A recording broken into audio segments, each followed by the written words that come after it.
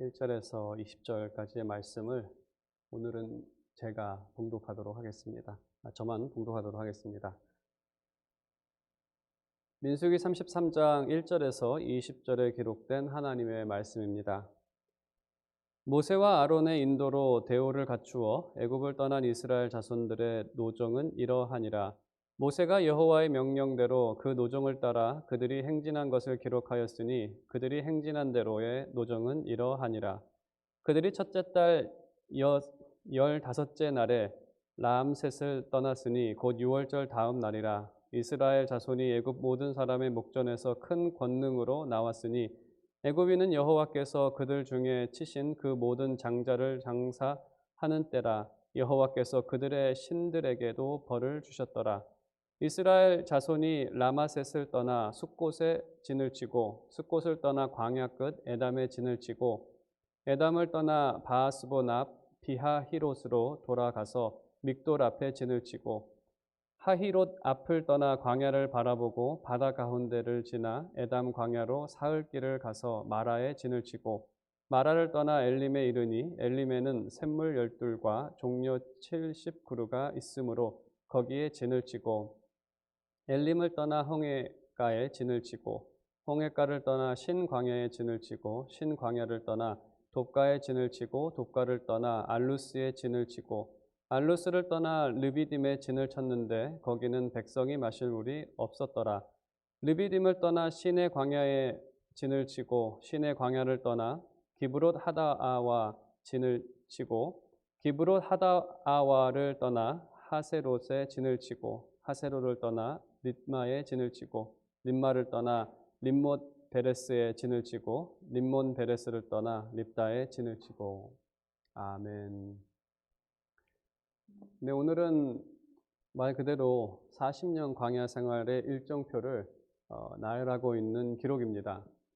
제가 이거를 읽으면서 저도 한번 미국에 살았던 지역을 정리해 봤습니다. 1989년 1월 15일 시작이 되었습니다. 아마 여러분도 미국에 오신 그 해와 연도와 날짜를 기억하실 것입니다.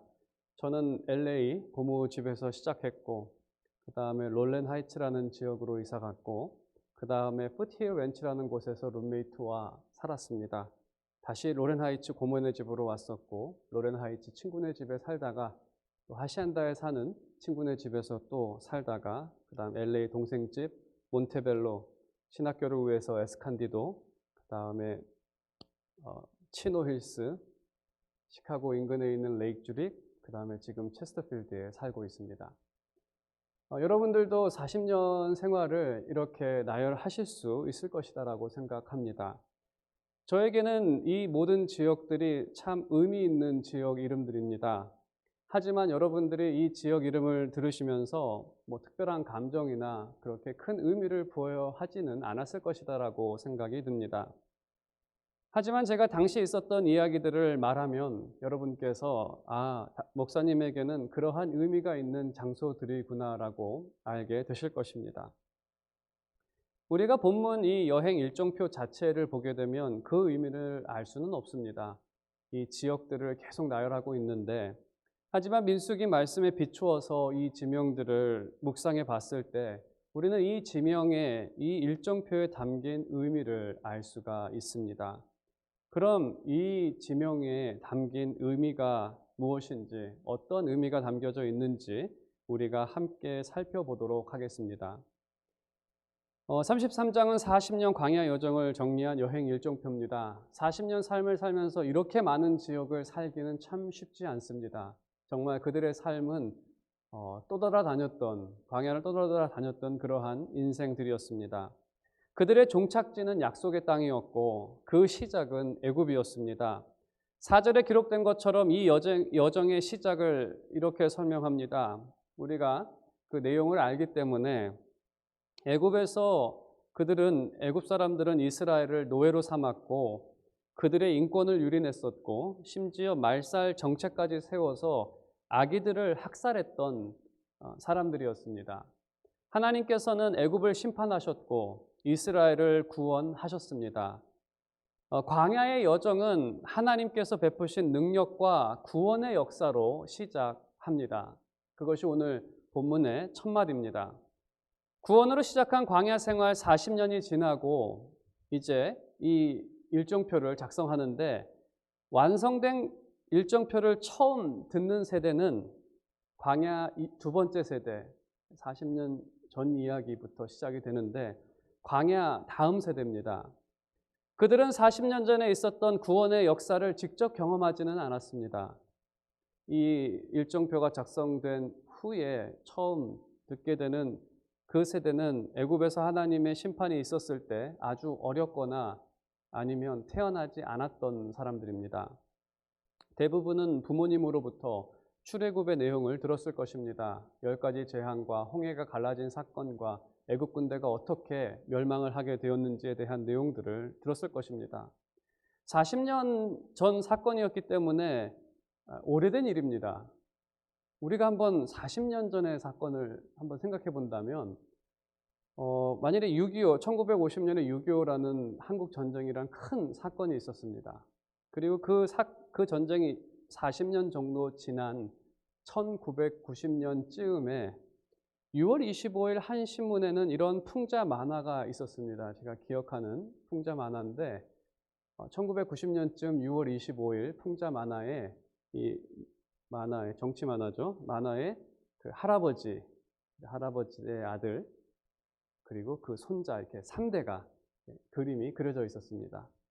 할아버지는 1950년 6.25를 경험한 세대입니다. 그래서 그 할아버지는 이렇게 얘기를 합니다. 6.25 어찌 그날을 잊으리, 6.25 어찌 잊으리 라고 이렇게 그 할아버지가 말을 합니다. 그 아들은 1950년 한국 전쟁쯤에는 어렸거나 아니면 그 이후에 막 태어난 그 아들은 그 아버지를 그냥 말없이 바라만 봅니다. 그랬더니 그 아버지 옆에 있었던 손주겠죠. 손주가 아버지한테 물어봅니다. 6.25가 누구예요? 6.25 어찌 잊으리, 할아버지가 감정을 실어서 얘기를 하니까 그 사람이 누구길래 할아버지가 잊지를 못한다고 저렇게 이야기를 할까? 이게 40년이라는 시간이 그렇게 짧은 시간은 아닙니다. 그런 큰 일도 40년만 지나면 잊혀지기 시작합니다. 어린 자녀서부터 점점 잊혀져 가고 지금 이제 60년 정도가 된, 죄송합니다. 70년 정도가 된 이 상황에서는 이제 거의 그 경험한 세대는 이제 많이 돌아가셨죠. 그런 큰 일도 40년만 지나면 잊혀지기 시작합니다. 가나안 땅을 얻게 될 세대는 출애굽에 대한 기억과 경험이 부모 세대와는 같지 않을 것입니다. 어렸거나 광야에서 태어났거나.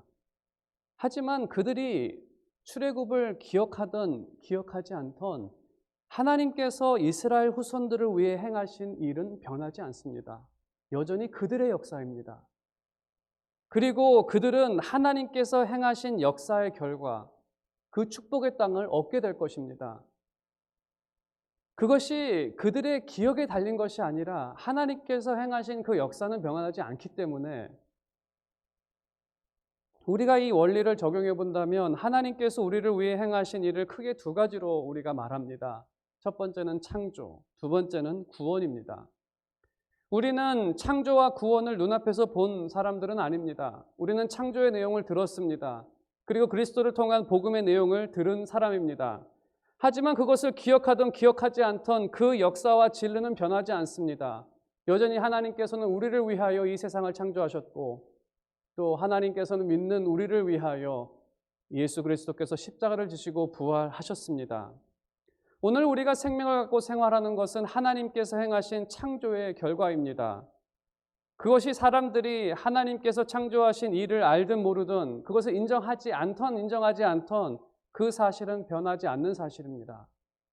그리고 주님을 믿는 우리에게 변하지 않는 또 하나의 사실은 예수 그리스도께서 우리를 위해 죽으시고 부활하셨다는 사실입니다.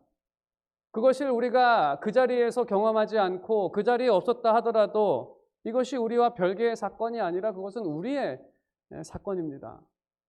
우리가 때로는 바쁜 일상에서 이 사실을 잊고 살아가기도 합니다. 그리고 때로는 교회로 모일 때나 말씀을 묵상할 때 다시 이 사실을 기억합니다. 하지만 우리가 잊든 기억하든 그 역사는 변하지 않습니다. 여전히 하나님께서는 우리를 위하여 이 일을 하셨습니다. 그 역사는 변하지 않습니다. 극단적으로 말씀을 드린다면 심지어 우리가 늙고 병들어 치매까지 걸려서 더 이상 이 사실을 기억하지 못한다 하더라도 여러분을 구원하신 사실은 변하지 않고, 그리고 여러분들은 그 구원의 열매인 천국을 받아 누리게 될 것입니다. 그것이 우리의 기억에 달린 것이 아닙니다. 우리가 범사에 감사할 수 있는 이유는 이 변하지 않는 역사적 사실 때문에 그렇습니다. 우리의 감사가 우리 감정에 근거한다면 우리는 범사에 감사할 수 없습니다. 그냥 우리 마음 내킬 때만 하나님께 감사하게 되겠죠. 하지만 신자가, 믿는 사람이 범사에 감사할 수 있는 이유는 변하지 않는 하나님의 역사 때문입니다. 우리의 생명, 그리스도를 통한 영생, 천국, 이 모든 것은 변하지 않는 진리이기 때문에 성도가 범사에 감사할 수 있는 것은 이 진리 때문에 우리는 감사할 수 있습니다. 또한 본문을 보게 되면 우리가 범사에 감사할 수 있는 두 번째, 세 번째 이유들이 발견되는데, 하나님께서는 은혜로 우리의 생명을 창조 때 시작하시고 또 은혜로 우리의 새로운 생명을 그리스도를 통해서 시작하셨을 뿐만 아니라 하나님의 은혜는 지속되었다는 사실, 그 사실로 인해서 우리는 범사에 감사할 수 있습니다. 오늘 본문에서 그 9절에 보게 되면 이 엘림에 대한 기록이 등장합니다. 엘림에 도착했을 때 그곳에는 12 샘물과 또 70그루의 종려나무가 있었다고 기록하고 있습니다. 오아시스가 이 사막 중간에 있다는 그러한 의미입니다. 그 하나님의 측면에서 생각을 해볼 때 하나님께서는 이스라엘이 여정을 하면서 엘림쯤에 오면 그들이 목마를 것을 미리 아시고 12지파를 위해서 12지파의 숫자를 맞춰서 그 셈을 12개로 만드셨고 또 쉴 수 있도록 그 종려나무 70그루를 그곳에 있게 하셨습니다. 마련하셨습니다. 하지만 이스라엘 사람들이 엘림에 가까이 왔을 때, 지금 마라와 엘림의 거리를 확실하게 알 수는 없지만 그래도 가장 가까운 추측으로 계산했을 때 한 15마일 정도 남았을 때, 그 오아시스가 15마일 정도 남았을 때 그들은 마라에서 쓴 물을 보고 불평하기 시작합니다.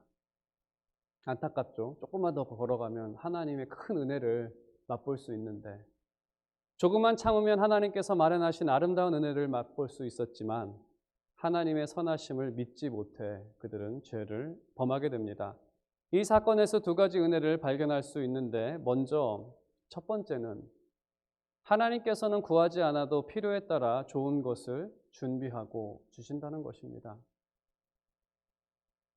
만나를 생각해 보면 그들은 한 번도 배가 고프다고 만나를 구한 적이 없습니다. 하나님께서는 그들이 배고플 것을 미리 아시고 만나를 그들에게 필요에 따라서 준비해 주셨습니다. 불기둥과 구름기둥을 그들이 구한 것이 아닙니다. 하나님께서는 그들이 이 여정을 하는 동안에 그 힘듦을 아시고 미리 구하지 않아도 이 두 가지를 허락해 주셨습니다. 이 엘림이라는 곳도 하나님께서는 이 정도 왔을 때 그들이 목마를 것을 미리 아시고 하나님께서 미리 이것을 준비해 주셨다는 것입니다.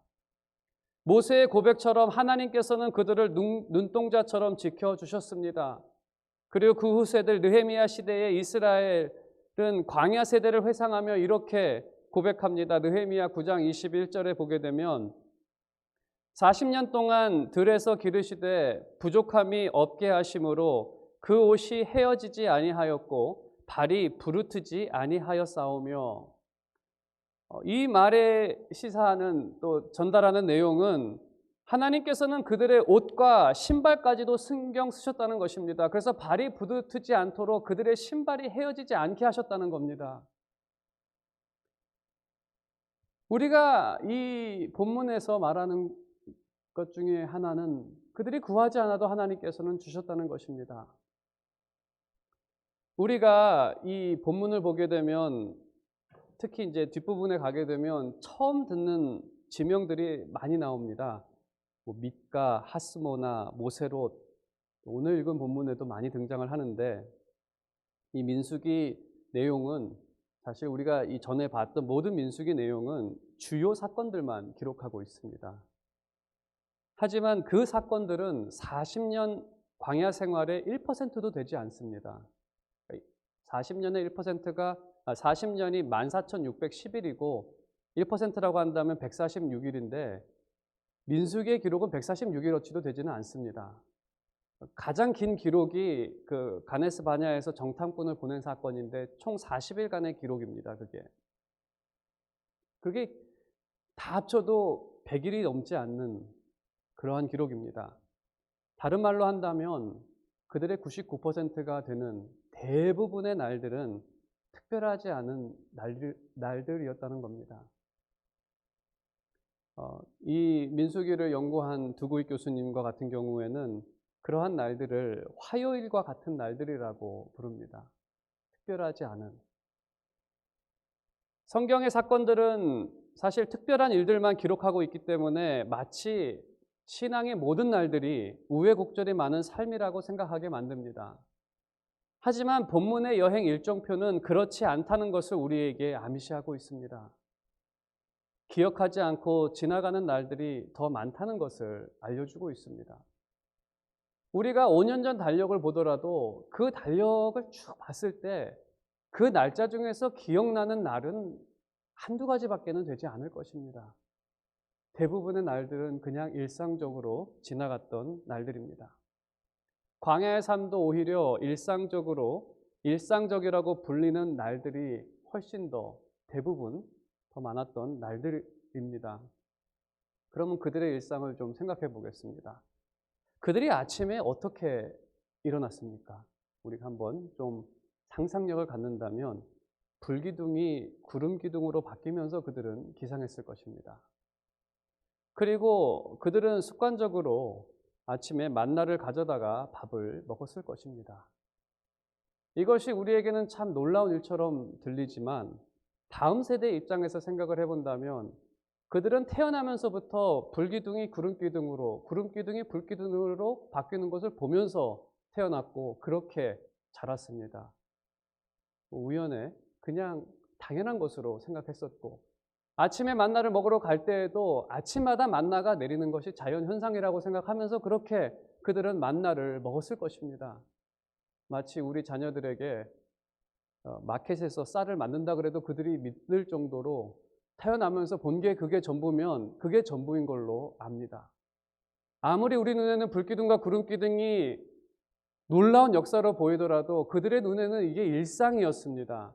만나를 먹는 게 일상이었고 아무리 걸어도 발이 부딪히지 않는 게 정상이었고 옷이 헤어지지 않는 게 그냥 당연했었던 이 여행 일정표를 통해 알 수 있는 것은 일상적으로 지나간 모든 날들도 하나님의 은혜로 지나갔다는 것을 우리에게 말하고 있습니다. 꼭 반석에서 물이 나와야 바다에서 메추라기가 날아와야 이것을 준 날만 은혜가 아니라 그들이 살았던 모든 순간이 하나님의 은혜 아래 지나갔다는 것을 우리에게 말하고 있습니다. 우리도 하나님께서 기도하고 간구해서 받은 것만 잘 기억하지 구하지 않아도 주신 것들은 쉽게 지나치는 경향이 많습니다. 우리가 오늘 아침에 일어났을 때 해도 우리는 태어나면서부터 해가 떴기 때문에 오늘 아침에 해가 뜨는 것을 당연한 것으로 생각하면서 일어났습니다. 하지만 하나님께서는 태초에 우리를 위해 그 태양을 창조하셨고 그 태양에 명령하여 밤과 낮을 교차하게 만드셨습니다. 이것은 지극히 당연한 것이 아닙니다. 지극히 당연한 것으로 생각되는 것은 우리가 태어나면서부터 그렇게 봤기 때문이지 창조 때 그것을 봤다고 한다면 그것이 당연한 것이 아니라고 이야기할 것입니다. 하나님께서 그 외에도 우리에게 주신 건강, 가정, 이 모든 것들이 당연한 것이 아니라 다 하나님의 은혜입니다. 그럼에도 우리는 많은 은혜들을 당연한 것으로 생각하는 경향이 있습니다. 저희 부부는 결혼하고 1년 정도 되었을 때 첫째를 낳았습니다. 가정에 자녀가 태어나는 것은 당연한 것으로 생각했습니다. 하지만 주위에 자녀를 갖고 싶어도 갖지 못하는 가정을 보면 자녀가 그냥 주어지는 것이 아니라 하나님의 선물이라는 것을 기억하게 되었습니다. 우리가 오늘날 갖고 누리는 것 중 그냥 된 것은 하나도 없습니다. 팬데믹이라는 이 기간은 전에 우리가 누렸던 것들이 당연한 것이 하나도 없었다는 것을 우리로 하여금 깨닫게 하는 그러한 순간이 되었고, 또 이 기간은 믿는 자에게 그러한 지혜를 주는 그러한 계기가 되었습니다.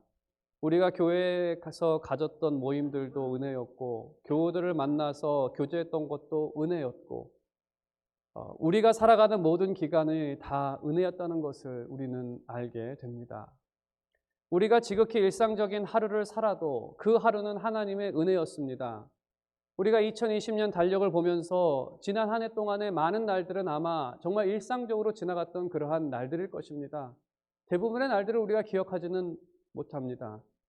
하지만 그 모든 날들도, 그 하루하루가, 모든 순간들이 다 하나님의 은혜로 지나갔던 날들입니다. 우리가 범사에 감사할 수 있는 두 번째 이유는 우리의 모든 순간과 모든 날들이 하나님의 은혜로 지나가기 때문에, 그리고 지금도 그 은혜 아래 지나가고 있기 때문에 우리는 범사에 하나님께 감사할 수 있습니다. 다시 한번 우리가 구절을 살펴보면, 이 본문을 자세히 보게 되면 이 마라에서 범했던 이스라엘의 죄를 언급하고 있지 않습니다. 그들이 마라에 있었을 때 물이 씀으로 그들이 하나님께 불평하였더라, 이러한 기록이 없습니다. 그리고 14절을 보게 되더라도 르비딤에서 그들이 진을 쳤는데 그냥 마실 물이 없었다라는 단순한 사실만 기록하지, 그들의 불평이나 반석에서 물이 나온 그러한 사건들을 기록하고 있지는 않습니다. 오늘 이 본문에서 공통적으로 등장해야 하는데 등장하지 않는 것, 그들의 불평, 반란, 메추리 사건, 불뱀 사건, 정탐 사건 등은 기록이 없습니다. 그 사건의 크기로 따진다면 기록해야 하지만 누락되어 있습니다. 그리고 오늘 본문 2절에서 기록한 것처럼 이 여행 일정표는 하나님께서 명령하셔서 모세가 기록한 것입니다. 하나님께서 기록한 글들입니다. 그렇다면 이 기록은 하나님께서 의도적으로 누락시킨 그러한 기록들입니다. 이 침묵하는 이 내용의 의미는 하나님께서 그들의 허물을 기억하지 않으시겠다라는 것입니다. 우리가 이 33장과 26장을 좀 비교해서 말씀을 드리면, 26장은 인구조사 내용입니다. 몇 명 있고 몇 명 있고 몇 명 있고 이러한 내용들이었습니다. 26장에는 인구조사가 기록이 되어 있고, 오늘 33장에는 그들의 행보에 대한 기록이 되어 있습니다.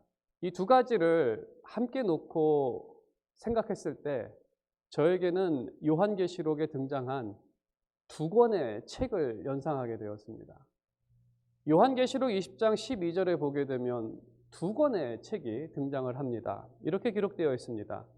또 내가 보니 죽은 자들이 큰 자나 작은 자나 그 보좌 앞에 서 있는데 책들이 펴 있고 또 다른 책이 펴졌으니 곧 생명책이라.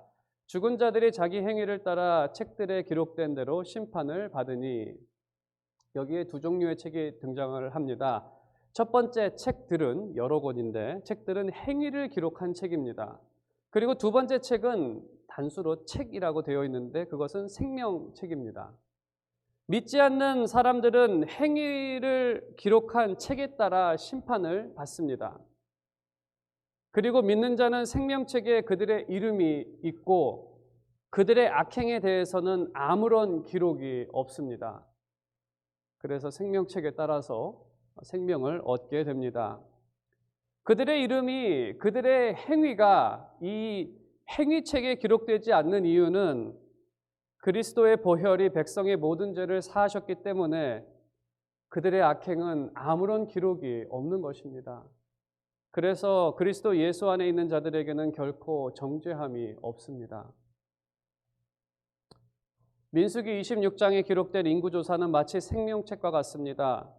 약속의 땅 그 기업을 받을 사람들을 기록하고 있는 생명책과 같습니다. 그리고 33장은 사람들의 행적을 기록한 책인데 그 책에는 백성이 범한 악행에 대한 기록은 전혀 없습니다. 그들이 하나님께 행했던 불평, 불만, 반항 전혀 기록된 것이 없습니다. 우리는 여기서 백성들의 죄와 허물을 사하시는 하나님의 긍휼을 기억하게 됩니다. 그래서 다윗은 시편 32편 1절에 허물의 사함을 받고 자신의 죄가 가려진 자는 복이 있다라고 고백합니다. 우리는 예수 그리스도의 보혈을 통해 긍휼을 입어 죄 사함을 받았습니다. 그래서 우리는 죄 사함에 대한 더 확실한 증거를 갖고 살아가고 있습니다. 하나님께서는 그리스도 안에 있는 우리를 늘 선한 눈으로 바라보십니다. 그리고 우리의 필요를 살피시고 구하지 않아도 베풀어 주시는 분이십니다. 오늘도 우리는 그 사랑과 긍휼 안에 살아가고 있습니다. 우리에게 허물과 악함이 있음에도 불구하고 그리스도 안에 있는 우리에게는 은혜 베풀기를 그치지 않으십니다. 우리가 범사에 감사하는 세 번째 이유는 우리의 죄를 영원히 기억하지 아니하시고 부족한 자를 늘 자랑스러운 자녀로 여기시는 그 하나님의 사랑으로 인해서 우리가 하나님께 감사를 드릴 수 있습니다. 오늘 말씀의 결론을 맺도록 하겠습니다. 오늘은 우리가 범사에 감사할 수 있는 이유 세 가지를 살펴봤습니다. 첫 번째는 우리의 생명, 새 생명의 시작이 하나님의 놀라운 역사로 시작되었다는 사실로 인하여, 그리고 그 진리가 변하지 않기 때문에 우리는 늘 감사할 수 있습니다.